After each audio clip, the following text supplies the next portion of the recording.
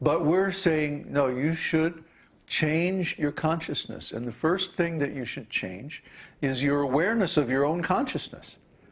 You should become aware of your consciousness, conscious of your consciousness. So we've been going over all these points the last few days and trying to summarize the beginning instructions of the stages of development of consciousness through devotional service, through the esoteric teaching. And so I guess we freaked a few people out. Oh, well. You know, I'm sorry, but if you were expecting to get just the ordinary political or social approach to, you know, the religious approach, you're not going to get that here. We are into the scientific approach to devotional service. Well, what does that mean? Well, if you study any science, let's say chemistry, and the science says, okay, you mix these two chemicals together in this proportion at this temperature and in, you know, at this certain pressure and whatever, then you get this certain result. So we're saying the same thing about consciousness. That when you perform this experiment, when you perform this process on your own consciousness, you'll get a specific result. So it's like science. In science, every term has a specific definition. It's like mathematics. In mathematics, every single term, every single symbol has a specific meaning. You take these two variables and you perform this operation and you get this result. It's simple. It's simple if you're simple. But if you're not simple, if you have all kinds of attitude and you come into the thing and you say, well, I think it should be like this, and blah, blah, blah, blah, blah, and you were mean to me and I'm going to go away. That's not going to help you. That's not going to help you. If you come in into mathematics class and you say, well, I don't think that plus should mean that. I think it should mean something else. No, plus means plus. Minus means minus. That's it. There's no discussion on that point.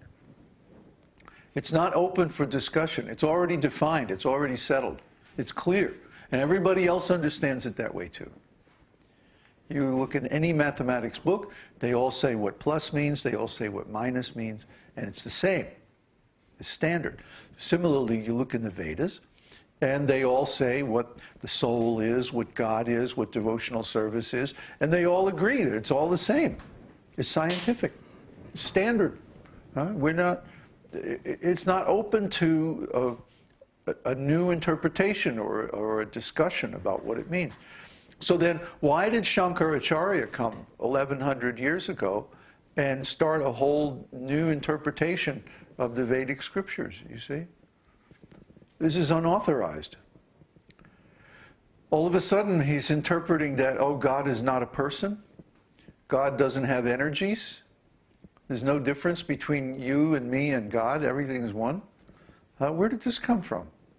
This is a new interpretation. This is not the original understanding. This is not scientific. This is speculation. But we discourage speculation because it's a form of gambling. And here, in the context of spiritual life, by speculating, you're gambling with your eternity. Yikes. This is very dangerous. Where do you want to go? What do you want to be? What do you want to do for the rest of eternity? That's the question that we're asking. Do you want to come back again and again in this material world and be born and grow up and suffer and go through all kinds of problems? Is that what you want to do for the rest of eternity? Really? Isn't there something better you'd rather do? Wouldn't you rather be happy and love and have wonderful adventures with Krishna, the perfect person in the spiritual world, where everything is beautiful and there's nothing but love? Wouldn't you rather do that for the rest of eternity? I think any sane person would choose to be with Krishna. But because people don't have knowledge, because they don't have the intelligence to understand that there is a scientific approach to spiritual life that involves the use of absolute truth, eternal truth. See? Because they don't have the intelligence, then they accept some inferior substitute. Just like if you go down to the car place and you say, I want to buy a car. And the salesman says, oh, that's great. Only $100. $100? That's really cheap. Yeah, special today only. Come on, do it while it lasts. Okay, here's $100. And then he gives you a steering wheel. Here you go. Okay? Well, wait a minute. Well, where's the rest of the car? Oh, well, today we changed the definition of a car to mean is just the steering wheel. See? Great, huh? That way you can buy a car for only $100. Cool, huh? Great. Well, no, it's not so great. But that's what religions do. You see? They change the meaning. They change the meaning of the words. That's what the superficial approach to devotional service does. They change the meaning of the words. Instead of devotional service, instead of pure bhakti, they're giving something else. You see? They're giving something else, but they're calling it the same thing. They're giving the part, and they're calling it the name of the whole. See? They're giving just the beginning stage, but they're calling it like it's as if it's the whole thing. They're changing the meaning of the words, and then they're selling you something very cheap and calling it the same name as something. Here's a Mercedes, only $50. Really? Oh, great. Okay, here's $50. And then you get, the hood ornament. See, it's a Mercedes. It's a genuine Mercedes.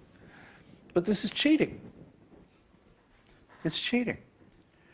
Because devotional service, Krishna consciousness, is really a relationship. It's not just a thing. It's not just something you can buy on the street for a $20 donation. See? So when people say, oh, what did you do today? What was your service today? Oh, I went out and I was preaching. Oh, really? You were preaching? What did you do? Oh, I sold some books. Got $20 for each of them. Yeah. Oh, wait a minute. Did you get the person's name and address? No. Did you give them your name and address? No. No. Do you know how to get back in touch with this person? No. But I got a good donation. Yeah.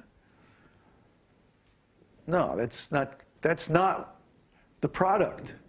That's not the whole thing. See? Adau Shraddha Sadhu Sango. The first stage of devotional service is association with devotees. Sadhu Sangha. It's a relationship. Association means a relationship. See? Sadhu Sangha. It means you join a community. You become a member of a greater association of devotees. How are you going to do that? By selling a book? Well, that means that's okay. You sell the book, that's good. But then there has to be some follow-up. There has to be some additional contact. There has to be more communication with that person. Otherwise, just selling a book is not going to be effective. It's not going to deliver the actual product, which is sadhu sangha, according to Rupa Goswami. Adau Shraddha. In the beginning, there's a little faith. And that's all we ask for is a little faith. Just a little. And then you get the result, sadhu sangha, association with devotees. And as a result of that sadhu sangha, you start performing the process and you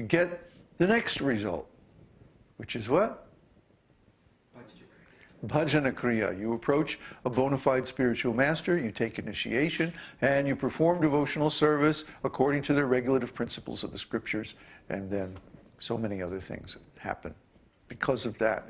And on and on and on. You go through all these stages. And we've discussed this so many times. So the point is, if you're really going to preach, you have to make available the sadhu sangha. You have to enroll people in a community. It's much, much more than just you give a book or you give a message or you invite them to the program or something like that. But, you have to open up a channel for communication, for association. That's what association is. So that's why we have always put a great deal of emphasis on the interaction, the communication.